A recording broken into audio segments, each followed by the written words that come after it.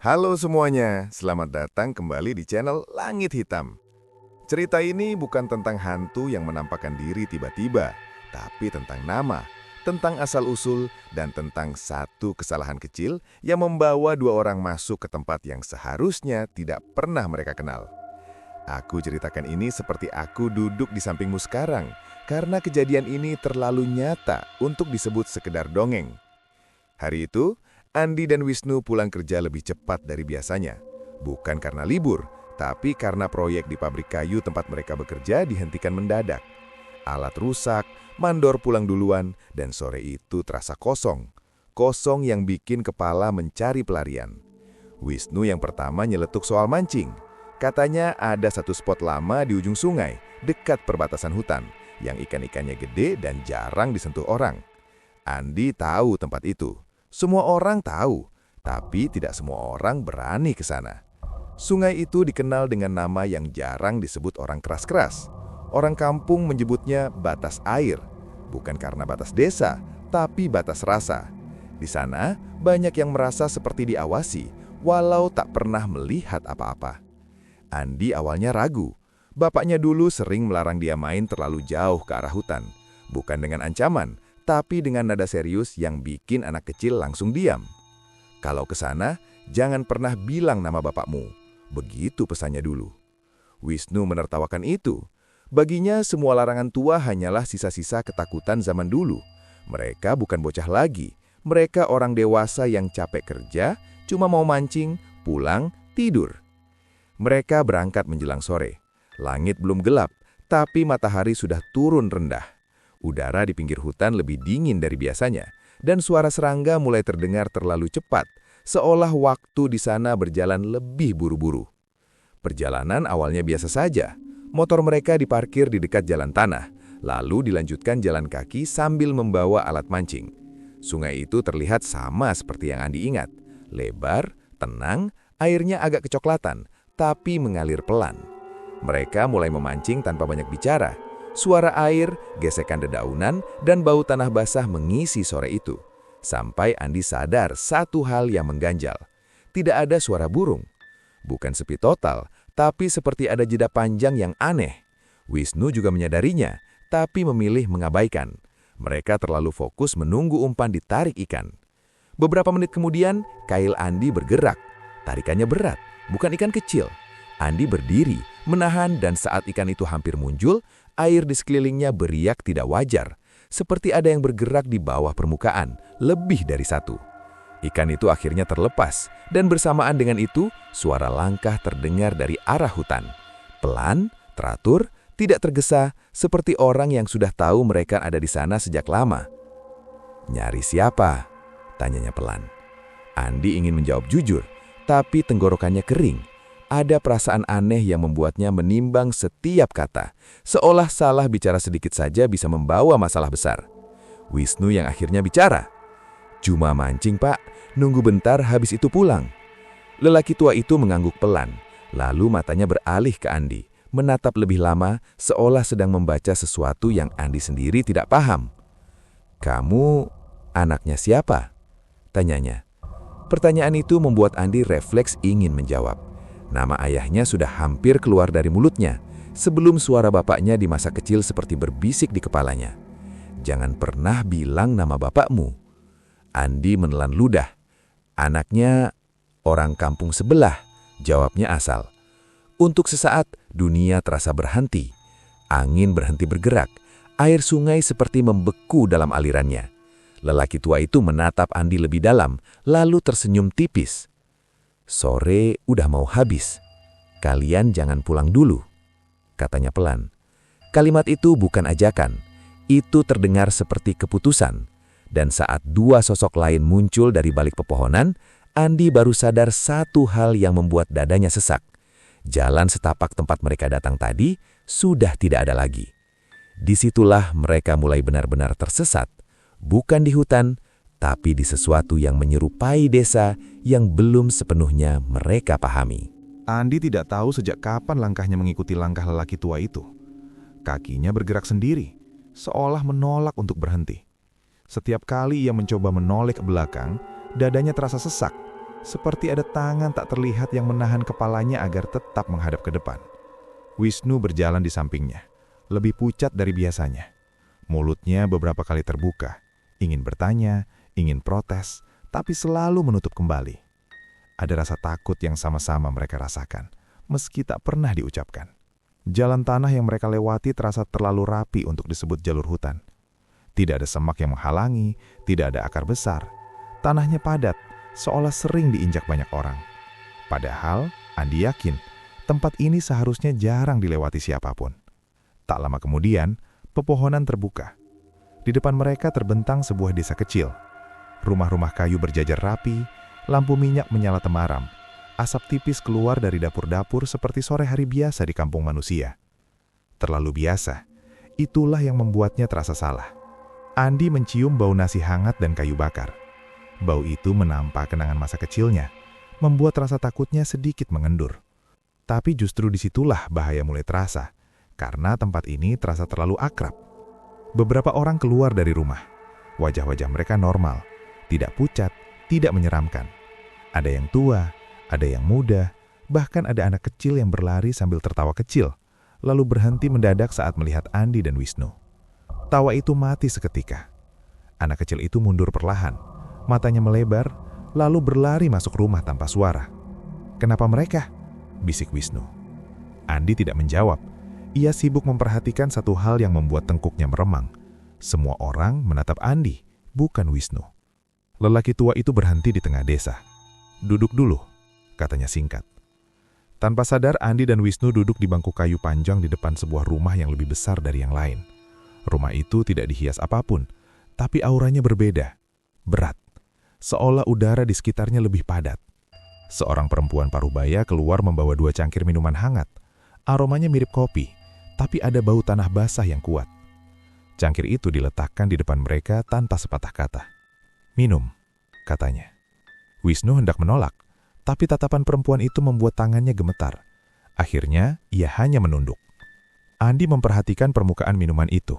Tidak beruap, tidak beriak, seperti cairan yang dia menunggu sesuatu. "Apa kami boleh pulang?" tanya Andi pelan. Akhirnya berani membuka suara. Beberapa orang di sekitar mereka saling melirik. Lelaki tua itu tersenyum tipis, senyum yang tidak pernah sampai ke matanya. "Pulang kemana?" baliknya bertanya. "Kami ke kampung kami." "Kampung?" Lelaki itu mengulang kata itu pelan, seperti sedang mengeja. "Kalian sudah sampai." Dada Andi berdegup kencang. Ia ingin berdiri, tapi lututnya terasa berat. Wisnu mulai berkeringat dingin. Tangannya mengepal, nafasnya tidak teratur. Waktu terasa berjalan aneh.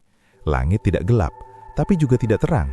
Matahari seperti berhenti di satu posisi, membuat bayangan tidak berubah. Seorang lelaki lain mendekat, lebih muda, wajahnya datar. "Nama kalian siapa?" Wisnu buru-buru menjawab namanya sendiri. Saat menyebut Wisnu, tidak ada reaksi apapun. Beberapa orang hanya mengangguk, lalu pandangan mereka kembali ke Andi. "Kalau kamu?" tanya lelaki itu, suaranya lebih pelan. Andi menyebut namanya. Sekali lagi, reaksi mereka nyaris tidak ada. Tapi tatapan itu masih belum berpindah. "Kamu anak siapa?" Pertanyaan itu muncul lagi, kali ini dari orang yang berbeda. Jantung Andi serasa jatuh. Ia teringat pesan ayahnya, terlalu jelas, terlalu keras. Saya Andi," jawabnya menghindar. Beberapa orang mulai berbisik. Bisikan pelan, tapi nadanya berubah. Bukan penasaran, lebih seperti menunggu. Wisnu menoleh ke Andi, panik. Jawab aja, biar cepat selesai." Andi menutup mata sebentar. Entah kenapa, ada dorongan kuat di dadanya, seperti sesuatu ingin dipanggil keluar.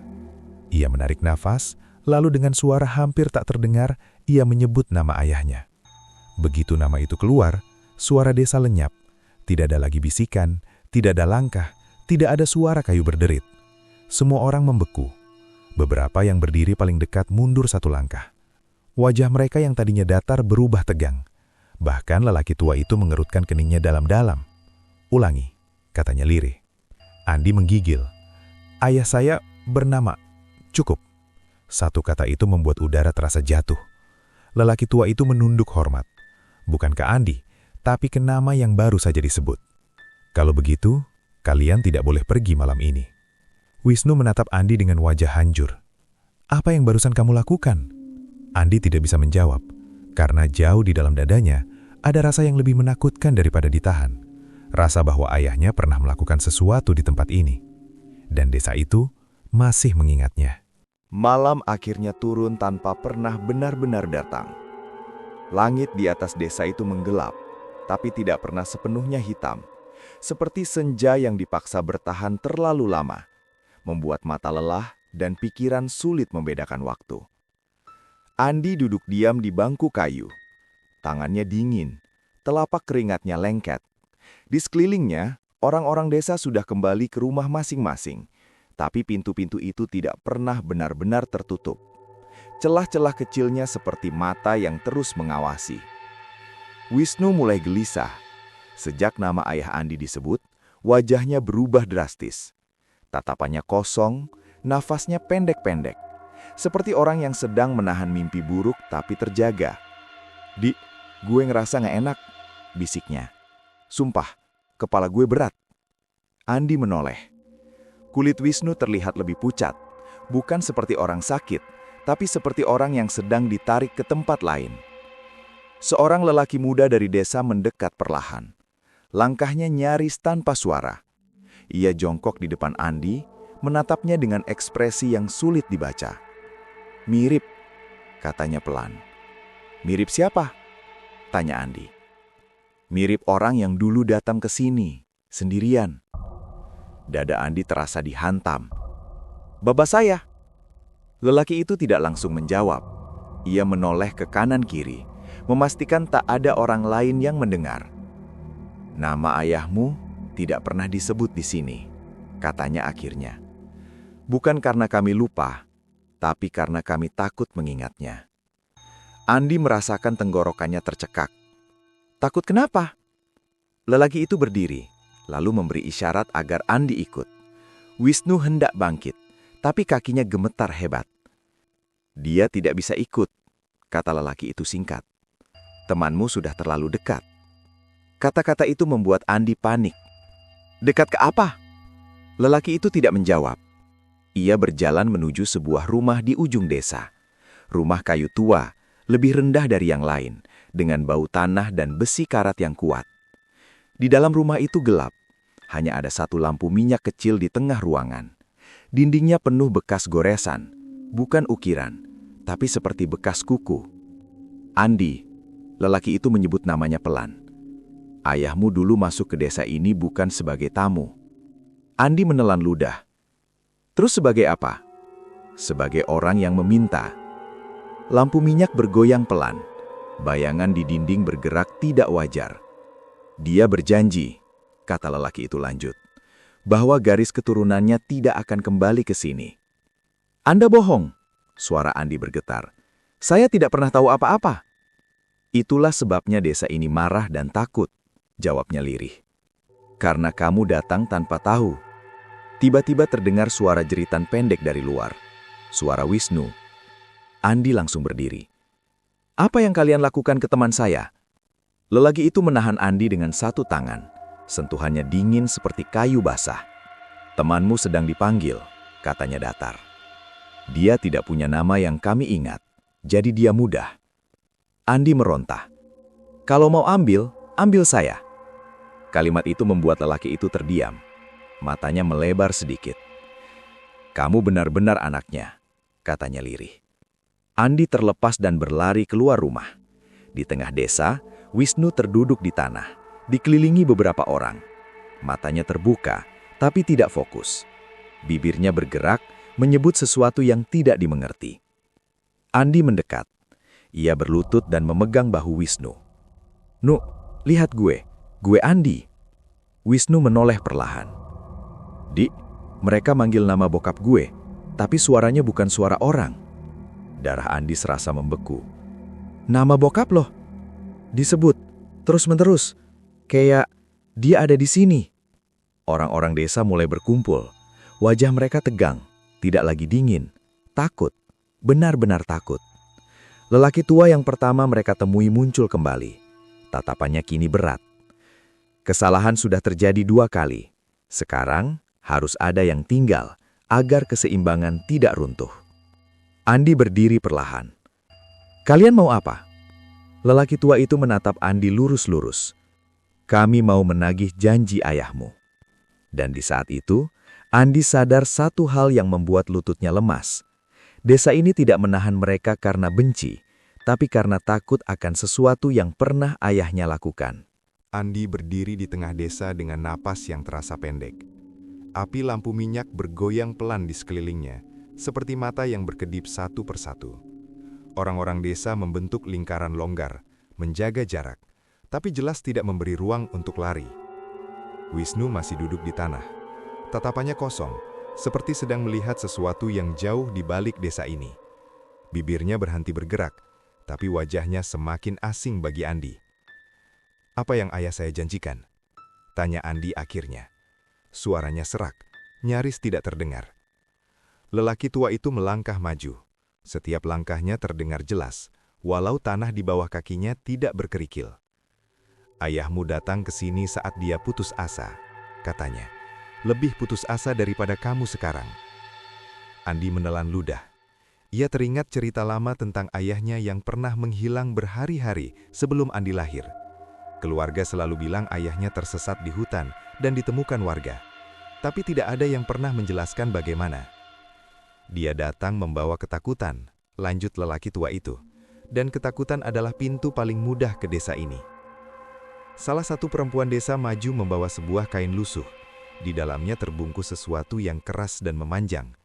Ia membukanya perlahan, menampakkan sebilah pisau tua. Mata pisaunya kusam, gagangnya retak. "Andi," kata lelaki tua itu, "ini milik ayahmu." Dunia Andi seperti runtuh perlahan. Pisau itu sangat ia kenal. Ayahnya selalu menyimpannya di lemari. Tak pernah digunakan, tak pernah diasah, tapi selalu dibersihkan. "Dengan pisau ini," lanjut lelaki itu, "ayahmu memotong batas. Batas antara takut dan berani. Batas antara dunia manusia dan desa ini." Ayah Andi dulu meminta satu hal, keselamatan keluarganya. Bukan kekayaan, bukan umur panjang. Hanya agar orang-orang yang ia cintai tidak tersentuh gangguan dari dunia yang tak kasat mata. Sebagai gantinya, ia berjanji tidak akan pernah kembali, dan garis keturunannya tidak akan memasuki wilayah ini. "Ayahmu menepati janjinya," kata lelaki tua itu, "selama hidupnya." Andi menggigil. "Lalu kenapa kami ditahan?" "Karena janji itu patah," jawabnya tenang. "Kamu datang, dan lebih buruk lagi, kamu menyebut namanya. Nama itu bukan sekedar identitas. Di desa ini, nama adalah penanda hutang." Wisnu tiba-tiba berdiri sempoyongan. Matanya masih kosong, tapi tubuhnya bergerak seolah ada yang menariknya ke arah rumah besar di tengah desa. Andi refleks mengejarnya. "Wisnu, jangan ke sana." Salah satu lelaki desa menahan Andi. "Kalau dia masuk ke sana, dia akan dilupakan," katanya lirih. "Bukan mati, tapi hilang dari ingatan dunia kalian." Andi berteriak, "Kenapa dia? Dia tidak ada urusan." "Karena dia datang bersamamu, dan karena dia tidak punya penanda." Andi memejamkan mata.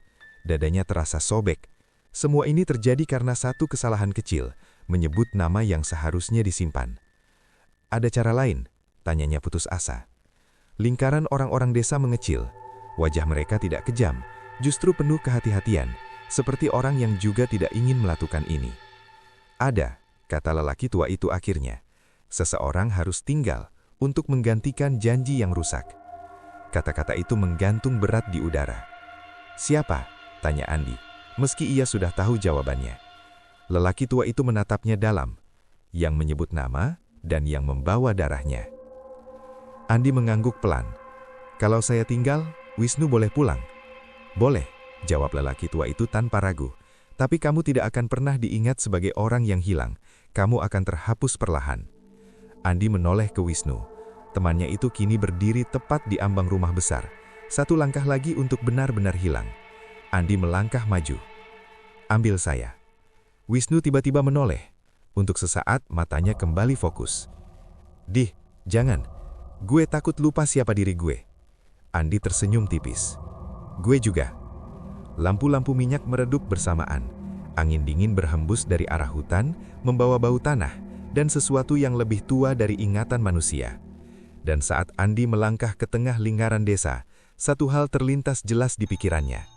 Inilah harga sebuah janji yang diwariskan tanpa pernah diceritakan. Tidak ada upacara, tidak ada mantra. Keputusan Andi diterima desa itu dengan cara yang justru lebih menakutkan. Diam. Lingkaran orang-orang desa perlahan terbuka. Andi melangkah ke tengah, merasakan udara di sekitarnya berubah. Tidak dingin, tidak panas, tapi berat, seperti berjalan menembus air. Wisnu masih berdiri di ambang rumah besar. Tubuhnya gemetar, tapi kini matanya kembali mengenali dunia. Ia menoleh ke Andi, wajahnya penuh kebingungan dan takut yang jujur. Kenapa gue di sini?" tanyanya lirih. Andi tersenyum kecil. "Itu yang penting." Lelaki tua itu memberi isyarat. Dua orang desa mendekati Wisnu, tidak menyentuh, hanya berdiri di kanan kirinya. "Dia akan pulang sebelum malam benar-benar jatuh," kata lelaki tua itu. "Ingatan tentang desa ini akan memudar, tapi tidak hilang seluruhnya." Wisnu menatap Andi lama. "Kalau gue lupa lo, maafin." Andi mengangguk. "Kalau lo ingat setengah-setengah, itu juga nggak apa-apa." Wisnu dibimbing menjauh. Langkahnya ragu, tapi semakin lama semakin mantap. Seolah ada jalur yang terbuka hanya untuknya. Sementara itu, Andi merasakan sesuatu berpindah. Bukan fisik, tapi seperti beban yang berpindah dari udara ke dadanya. Nafasnya terasa lebih dalam, tapi juga lebih berat. Seorang perempuan desa menghampirinya. Ia mengulurkan secangkir air bening. Tidak berbau, tidak berwarna. "Minum," katanya pelan, "supaya kamu tidak terseret ingatanmu sendiri." Andi ragu, lalu meminum seteguk. Air itu dingin, dan saat menyentuh tenggorokannya, kenangan masa kecilnya berkelebat cepat. Ayahnya, rumah, sungai, suara ibu memanggil. Ia bertabuk. "Kenapa ayah saya memilih ini?" tanyanya lirih. Perempuan itu menatapnya dengan mata yang dalam. "Karena ada orang yang harus berdiri di batas," katanya. "Dan ayahmu tahu, suatu hari kamu akan cukup kuat." Kata-kata itu bukan penghiburan. Itu kenyataan yang dingin. Waktu di desa bergerak aneh. Hari-hari berlalu tanpa pagi atau malam yang jelas. Andi belajar mengenali suara langkah penduduk, ritme pekerjaan mereka, dan batas-batas yang tidak tertulis. Ia tidak dikurung, tapi juga tidak bisa pergi. Sesekali ia berdiri di tepi desa, memandang ke arah hutan. Kabut selalu turun di titik yang sama, seolah ada tirai yang tidak boleh dilewati. Lelaki tua datang menemuinya suatu sore. "Temanmu sudah jauh," katanya. "Dia akan sampai sebelum subuh." Andi mengangguk. "Dia akan baik-baik saja. Dia akan hidup," jawab lelaki itu. Dan itu sudah lebih dari cukup. Malam itu, untuk pertama kalinya, Andi tidur di desa itu tanpa mimpi buruk. Bukan karena ia tenang, tapi karena ia mulai menerima. Namun jauh di dalam dirinya, ada perasaan yang mengganjal. Desa ini terlalu sepi untuk tempat yang seharusnya seimbang. Saat Andi menyadarinya, suara retakan halus terdengar dari arah hutan. Seperti kayu tua yang patah, atau batas yang mulai melemah. Ia menoleh ke lelaki tua. Apa yang terjadi kalau batas itu runtuh? Lelaki tua tidak langsung menjawab. Tatapannya mengarah ke hutan, ke kabut yang bergetar. "Kalau itu terjadi," katanya pelan, "kamu bukan lagi pengganti, tapi penjaga." Dan Andi tahu, perannya belum selesai. Bahkan belum dimulai sepenuhnya. Tidak ada upacara, tidak ada mantra. Keputusan Andi diterima desa itu dengan cara yang justru lebih menakutkan. Diam. Lingkaran orang-orang desa perlahan terbuka. Andi melangkah ke tengah, merasakan udara di sekitarnya berubah. Tidak dingin, tidak panas, tapi berat, seperti berjalan menembus air. Wisnu masih berdiri di ambang rumah besar. Tubuhnya gemetar, tapi kini matanya kembali mengenali dunia. Ia menoleh ke Andi, wajahnya penuh kebingungan dan takut yang jujur. Kenapa gue di sini? Tanyanya lirih. Andi tersenyum kecil. Itu yang penting. Lelaki tua itu memberi isyarat.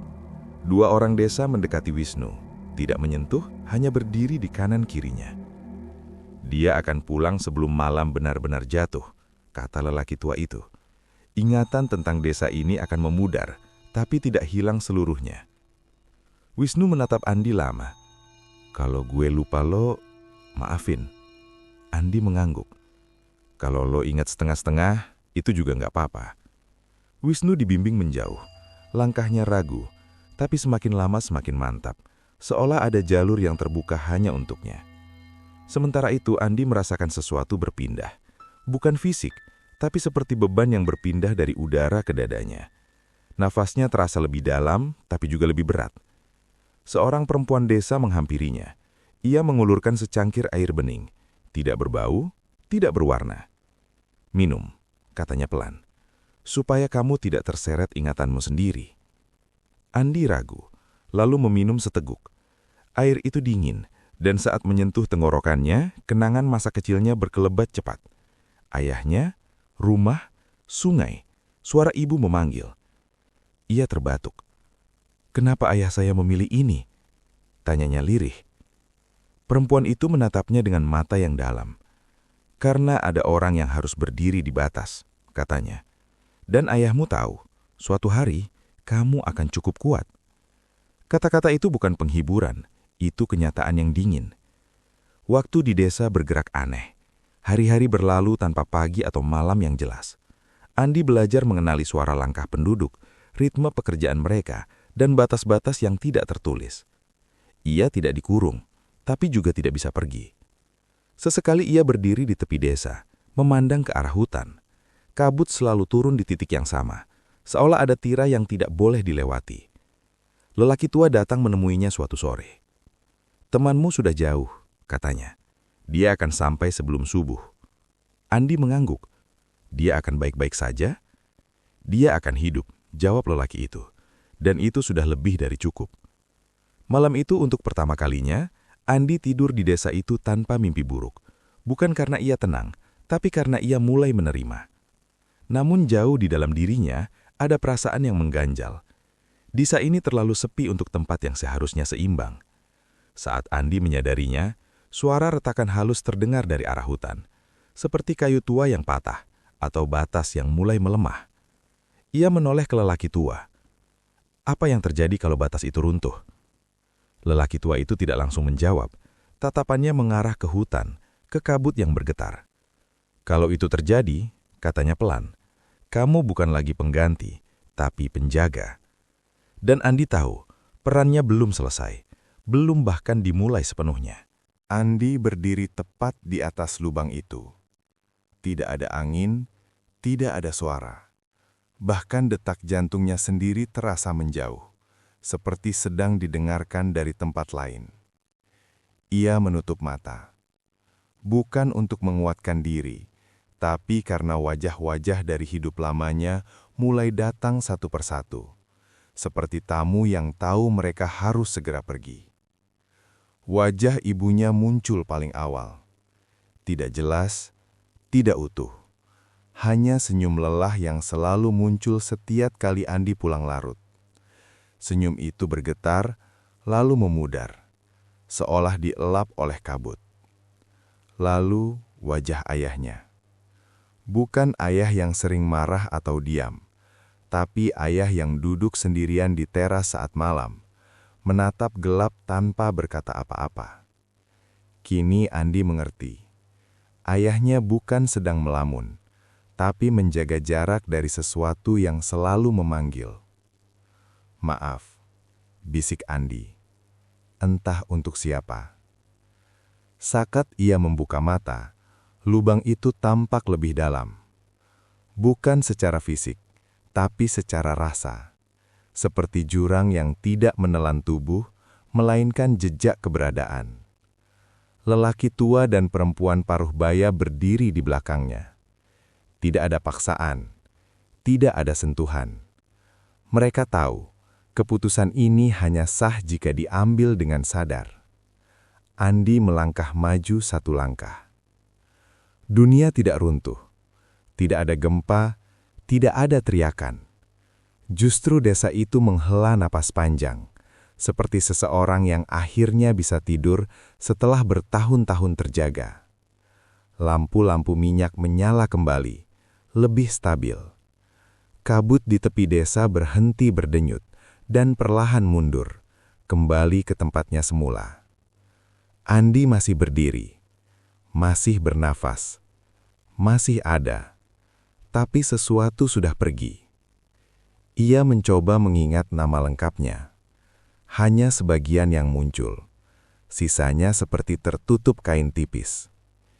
Ia mencoba mengingat wajah Wisnu. Masih ada, tapi tanpa suara, seperti foto lama tanpa keterangan. Sudah selesai, kata lelaki tua itu pelan. Apa saya sekarang penjaga? Tanya Andi. Lelaki tua mengangguk. Bukan penjaga yang berkuasa, tapi penjaga yang mengingatkan. Hari-hari berlalu di desa itu. Waktu tetap berjalan dengan cara yang aneh, tapi lebih tenang. Tidak ada lagi retakan, tidak ada bisikan dari hutan. Sesekali orang tersesat datang. Pendaki, pencari kayu, pemancing. Mereka selalu muncul dengan wajah bingung dan takut. Dan Andi selalu menjadi orang pertama yang mereka temui. Ia tidak pernah menyebut dirinya penjaga. Ia hanya berkata, "Kalian sudah terlalu jauh." Anehnya, orang-orang itu selalu percaya. Di dunia manusia, Wisnu akhirnya ditemukan. Ia muncul di pinggir jalan dekat sungai, linglung, kotor, dan kehilangan satu hari penuh dari ingatannya. Ia ingat mancing, ia ingat sore, ia ingat rasa takut. Tapi ia tidak ingat Andi. Hanya satu hal yang tersisa. Setiap kali Wisnu melewati sungai itu, dadanya terasa sesak, dan ia selalu bergumam tanpa sadar. Di tempat itu, jangan sebut nama siapapun. Dan bertahun-tahun kemudian, orang-orang kampung masih bercerita tentang sebuah desa yang tidak ada di peta. Tentang orang yang kadang muncul di batas hutan menegur dengan suara tenang. Bukan hantu, bukan manusia sepenuhnya. Hanya seseorang yang dulu tersesat dan memilih tidak kembali agar yang lain bisa pulang. Hikmah cerita. Ada hal-hal yang tidak dilarang karena berbahaya, tapi karena pernah dibayar terlalu mahal oleh orang sebelum kita. Dan tidak semua yang hilang itu mati. Sebagian tetap berdiri di batas, agar dunia kita tetap utuh. Tidak ada upacara, tidak ada mantra. Keputusan Andi diterima desa itu dengan cara yang justru lebih menakutkan. Diam. Lingkaran orang-orang desa perlahan terbuka. Andi melangkah ke tengah, merasakan udara di sekitarnya berubah. Tidak dingin, tidak panas, tapi berat, seperti berjalan menembus air. Wisnu masih berdiri di ambang rumah besar. Tubuhnya gemetar, tapi kini matanya kembali mengenali dunia. Ia menoleh ke Andi, wajahnya penuh kebingungan dan takut yang jujur. Kenapa gue di sini?" tanyanya lirih. Andi tersenyum kecil. Itu yang penting. Lelaki tua itu memberi isyarat. Dua orang desa mendekati Wisnu, tidak menyentuh, hanya berdiri di kanan kirinya. "Dia akan pulang sebelum malam benar-benar jatuh," kata lelaki tua itu. "Ingatan tentang desa ini akan memudar, tapi tidak hilang seluruhnya." Wisnu menatap Andi lama. "Kalau gue lupa lo, maafin." Andi mengangguk. "Kalau lo ingat setengah-setengah, itu juga nggak apa-apa." Wisnu dibimbing menjauh. Langkahnya ragu, tapi semakin lama semakin mantap, seolah ada jalur yang terbuka hanya untuknya. Sementara itu Andi merasakan sesuatu berpindah. Bukan fisik, tapi seperti beban yang berpindah dari udara ke dadanya. Nafasnya terasa lebih dalam, tapi juga lebih berat. Seorang perempuan desa menghampirinya. Ia mengulurkan secangkir air bening. Tidak berbau, tidak berwarna. "Minum," katanya pelan, "supaya kamu tidak terseret ingatanmu sendiri." Andi ragu, lalu meminum seteguk. Air itu dingin, dan saat menyentuh tenggorokannya, kenangan masa kecilnya berkelebat cepat. Ayahnya, rumah, sungai, suara ibu memanggil. Ia terbatuk. "Kenapa ayah saya memilih ini?" tanyanya lirih. Perempuan itu menatapnya dengan mata yang dalam. "Karena ada orang yang harus berdiri di batas," katanya. "Dan ayahmu tahu, suatu hari kamu akan cukup kuat." Kata-kata itu bukan penghiburan, itu kenyataan yang dingin. Waktu di desa bergerak aneh. Hari-hari berlalu tanpa pagi atau malam yang jelas. Andi belajar mengenali suara langkah penduduk, ritme pekerjaan mereka, dan batas-batas yang tidak tertulis. Ia tidak dikurung, tapi juga tidak bisa pergi. Sesekali ia berdiri di tepi desa, memandang ke arah hutan. Kabut selalu turun di titik yang sama, seolah ada tirai yang tidak boleh dilewati. Lelaki tua datang menemuinya suatu sore. "Temanmu sudah jauh," katanya. "Dia akan sampai sebelum subuh." Andi mengangguk. "Dia akan baik-baik saja?" "Dia akan hidup," jawab lelaki itu. "Dan itu sudah lebih dari cukup." Malam itu untuk pertama kalinya, Andi tidur di desa itu tanpa mimpi buruk. Bukan karena ia tenang, tapi karena ia mulai menerima. Namun jauh di dalam dirinya, ada perasaan yang mengganjal. Desa ini terlalu sepi untuk tempat yang seharusnya seimbang. Saat Andi menyadarinya, suara retakan halus terdengar dari arah hutan, seperti kayu tua yang patah atau batas yang mulai melemah. Ia menoleh ke lelaki tua. "Apa yang terjadi kalau batas itu runtuh?" Lelaki tua itu tidak langsung menjawab. Tatapannya mengarah ke hutan, ke kabut yang bergetar. "Kalau itu terjadi," katanya pelan, "kamu bukan lagi pengganti, tapi penjaga." Dan Andi tahu, perannya belum selesai, belum bahkan dimulai sepenuhnya. Andi berdiri tepat di atas lubang itu. Tidak ada angin, tidak ada suara. Bahkan detak jantungnya sendiri terasa menjauh, seperti sedang didengarkan dari tempat lain. Ia menutup mata. Bukan untuk menguatkan diri, tapi karena wajah-wajah dari hidup lamanya mulai datang satu persatu. Seperti tamu yang tahu mereka harus segera pergi. Wajah ibunya muncul paling awal. Tidak jelas, tidak utuh. Hanya senyum lelah yang selalu muncul setiap kali Andi pulang larut. Senyum itu bergetar, lalu memudar, seolah dielap oleh kabut. Lalu wajah ayahnya. Bukan ayah yang sering marah atau diam, tapi ayah yang duduk sendirian di teras saat malam, menatap gelap tanpa berkata apa-apa. Kini Andi mengerti. Ayahnya bukan sedang melamun, tapi menjaga jarak dari sesuatu yang selalu memanggil. "Maaf," bisik Andi. Entah untuk siapa. Saat ia membuka mata, lubang itu tampak lebih dalam. Bukan secara fisik, tapi secara rasa. Seperti jurang yang tidak menelan tubuh, melainkan jejak keberadaan. Lelaki tua dan perempuan paruh baya berdiri di belakangnya. Tidak ada paksaan, tidak ada sentuhan. Mereka tahu, keputusan ini hanya sah jika diambil dengan sadar. Andi melangkah maju satu langkah. Dunia tidak runtuh, tidak ada gempa, tidak ada teriakan. Justru desa itu menghela napas panjang, seperti seseorang yang akhirnya bisa tidur setelah bertahun-tahun terjaga. Lampu-lampu minyak menyala kembali, lebih stabil. Kabut di tepi desa berhenti berdenyut dan perlahan mundur, kembali ke tempatnya semula. Andi masih berdiri, masih bernafas, masih ada, tapi sesuatu sudah pergi. Ia mencoba mengingat nama lengkapnya. Hanya sebagian yang muncul, sisanya seperti tertutup kain tipis. Ia mencoba mengingat wajah Wisnu. Masih ada, tapi tanpa suara, seperti foto lama tanpa keterangan. "Sudah selesai," kata lelaki tua itu pelan. "Apa saya sekarang penjaga?" tanya Andi. Lelaki tua mengangguk. "Bukan penjaga yang berkuasa, tapi penjaga yang mengingatkan." Hari-hari berlalu di desa itu. Waktu tetap berjalan dengan cara yang aneh, tapi lebih tenang. Tidak ada lagi retakan, tidak ada bisikan dari hutan. Sesekali orang tersesat datang. Pendaki, pencari kayu, pemancing. Mereka selalu muncul dengan wajah bingung dan takut. Dan Andi selalu menjadi orang pertama yang mereka temui.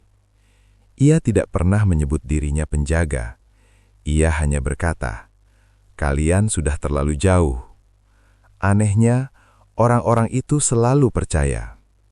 Di dunia manusia, Wisnu akhirnya ditemukan. Ia muncul di pinggir jalan dekat sungai, linglung, kotor, dan kehilangan 1 hari penuh dari ingatannya.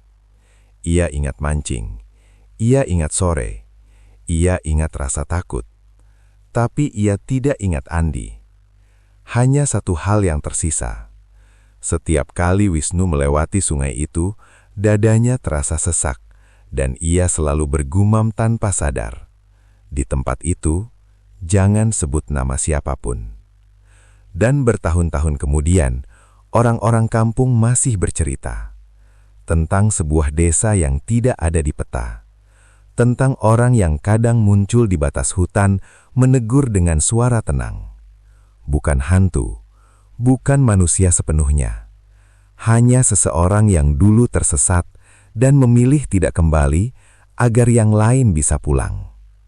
Hikmah cerita. Ada hal-hal yang tidak dilarang karena berbahaya, tapi karena pernah dibayar terlalu mahal oleh orang sebelum kita. Dan tidak semua yang hilang itu mati. Sebagian tetap berdiri di batas, agar dunia kita tetap utuh.